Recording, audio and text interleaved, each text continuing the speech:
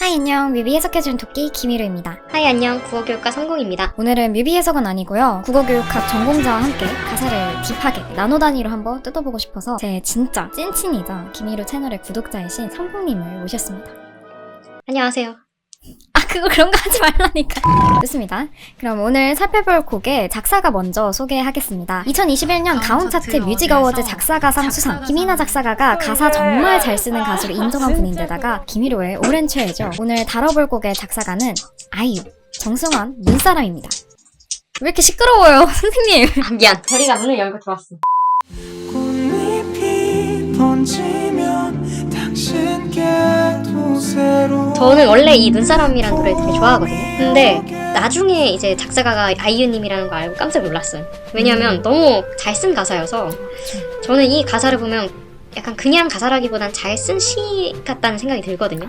그래서 오늘 그 이유에 대해서 한번 얘기를 해보고 싶어요. 저는 이 가사가 시에 가깝게 느껴진 이유가 은유를 잘 활용하고 있어서인 것 같아요. 은유는 시의 언어잖아요. 그래서 우리가 이 은유의 원리를 제대로 알면 이 눈사람의 가사도 잘 이해할 수 있을 것 같아요. 은유를 얘기할 때 A는 B다 라고 하잖아요. 그래서 A를 원관념, B를 보조관념이라고 하는데 여기까지는 다 아시죠? 그쵸? 보통 원관념은 추상적인 대상이고 보조관념은 구체적인 사물이. 왜냐하면 이 사물의 여러 가지 특성에서 다양한 정서가 촉발이 되거든요. 우리가 지금 보는 게 눈사람이니까 눈사람을 예를 들어 얘기를 해볼게요. 눈사람의 특성에는 뭐가 있을까요? 녹는다? 맞아요. 그 녹는다는 걸 다른 말로 하면 유한성이 되겠죠?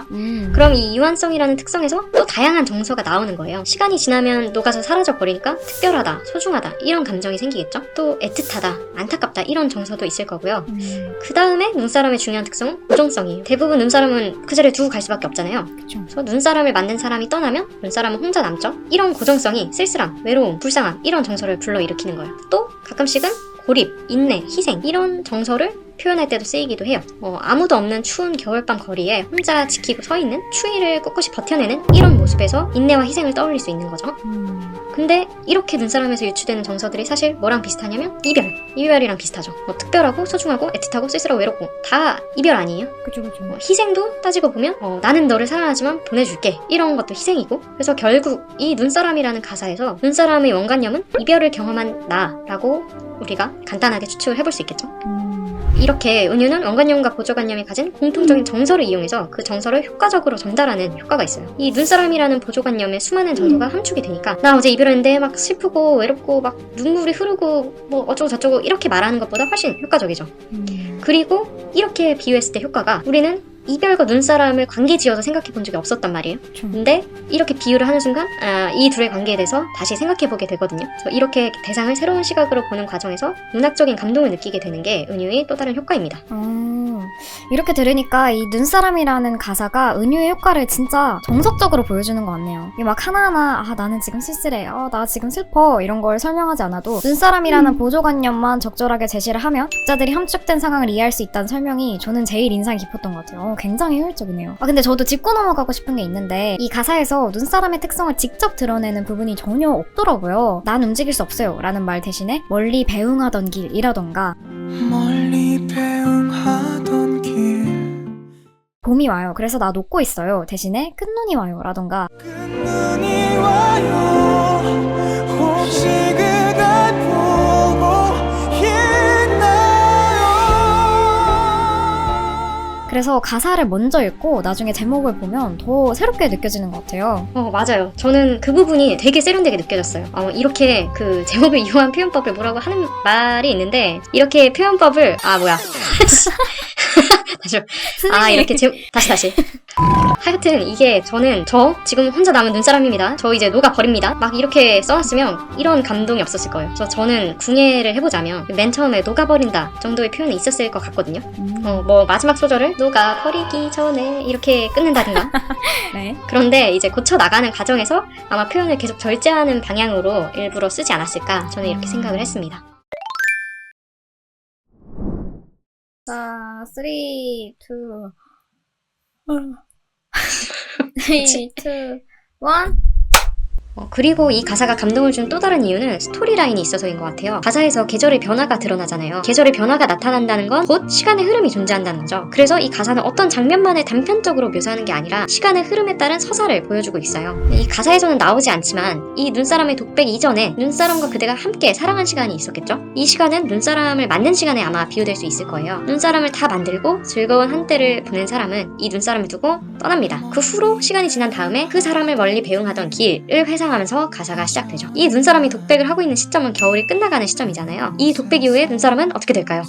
녹겠죠? 그쵸? 새로운 봄이 오면 이 눈사람은 녹아서 사라질 텐데 당신은 꼭 행복해지래요. 문학에서는 이렇게 인간사를 계절의 흐름에 빗대는 경우가 많아요. 특히 사랑이 계절의 비유가 많이 돼요.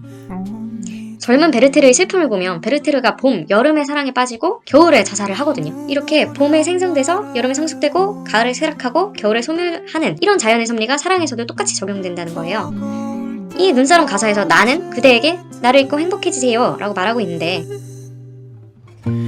나의 이름을 잊어요. 이게 아무런 비유 없이 그대로 나와 있으면 되게 뻔한 이별 가사잖아요. 그런데 이게 계절의 변화라는 자연의 섭리에 빗대어지니까 네가 나를 잊고 행복해지는 것은 겨울이 가고 봄이 오는 것처럼 너무 당연한 것이다. 당연히 그래야 하는 것이다. 라는 특별한 의미가 또 생기는 거죠.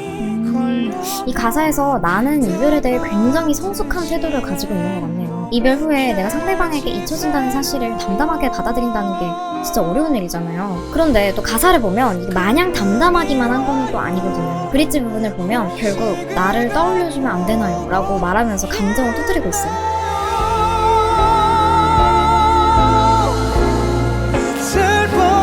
슬퍼지도록 시리던 우리의 그 계절이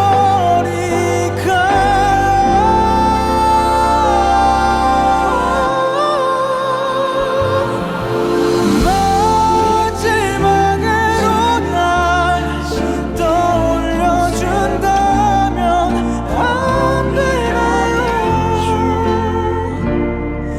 저는 이 부분이 마치 참아오던 눈물을 참지 못하고 울부짖는 느낌이 막 들더라고요. 고조되는 멜로디도 그렇고 정승환님이 부르시는 그 느낌도 그렇고. 맞아요. 이게 머리로는 이별이 자연스러운 일이라는 거를 아는데 마음은 아플 수밖에 없죠. 저는 이 부분에서 한용운 님의 침묵의 구절이 되게 떠오르더라고요. 사랑도 사람의 일이라 만날 때 미리 떠날 것을 염려하고 경계하지 아니한 것은 아니지만 이별은 뜻밖의 일이 되고 놀란 가슴은 새로운 슬픔에 터집니다. 이런 구절인데 알고 있었는데도 막상 그때가 오면 새롭게 슬프고 아픈 게 이별인 것 같아요. 좋습니다. 좋습니다. 그리고 이 가사를 문학적으로 보다 보니 느낀 건데 저는 이 시에 역설도 있는 것 같다고 생각을 했거든요. 우리가 앞에서 말한 것처럼 눈사람은 시간이 지나서 녹아버리는 유언적인 존재인데 이 가사 마지막 부분에는 영원히 나는 이 자리에서 라고 하잖아요. 몹시 사랑한 날들 영원히 나는 이 자리에서.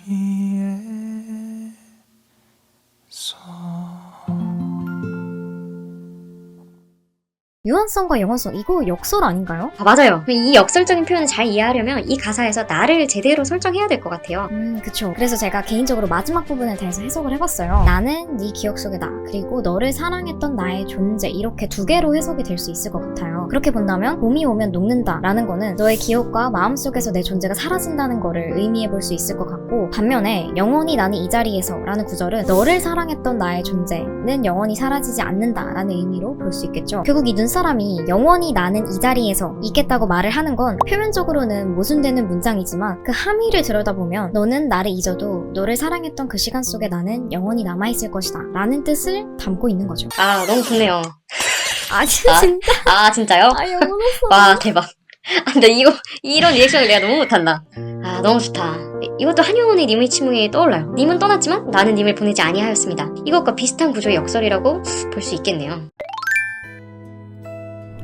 너무 재밌네요. 확실히 전공자랑 같이 가사를 뜯어보니까 훨씬 더 깊이 있게 볼 수 있어서 너무 좋았던 것 같습니다. 뭔가 추상적으로 내가 느끼던 그런 거, 머릿속에 둥둥 떠다니던 그런 느낌들을 정확한 개념으로 딱 정립을 해주니까 너무 속 시원한 거 있죠. 상봉님은 오늘 어떠셨나요? 사실 저는 평소에 아이유님 팬까지는 아니에요. 갑자기요? 그래서 그냥 가사 참 좋다고만 평소에 생각을 했지 이 가사를 아이유님이 썼다는 것도 몰랐었거든요. 근데 그래서 작사가를 알고 나서 더 놀랐었어요. 이렇게 각 잡고 분석을 하니까 아 이게 왜 좋다고 느꼈었는지 그 이유를 알게 돼서 좋았습니다. 그리고 가사를 분석하는 과정에서 새로운 의미들을 많이 찾아서 재밌었어요.